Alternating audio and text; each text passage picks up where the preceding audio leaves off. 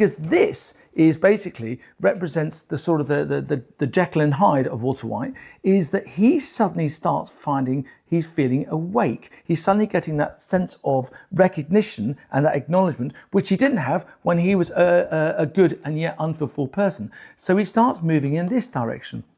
He becomes more destructive through his production of crystal meth, and yet he's becoming the feeling that he's becoming valued, because here's a man who suddenly has enough money, but he doesn't have enough recognition. And you know what? I don't know about you or I, but when you start working in the drugs area, oops, oh God, look how angry they are. Okay, bunch of guys come along, okay, and they cause problems for you.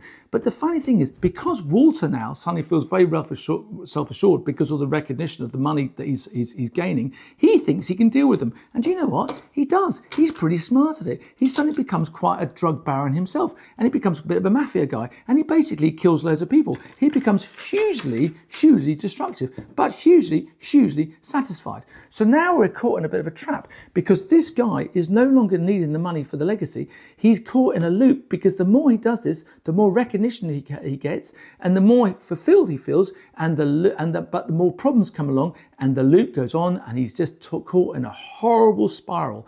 So throughout the whole of the seasons, we watch a man who's going round and round in this horrible loop. He's caught, and yet at the same time, we as the audience, and I suppose poor old Walter in a way, want him to be the responsible dad to the son who has cerebral palsy and to the wife who's pregnant. And yet at the same time, we don't want him going back to being this boring turtle. So what to do?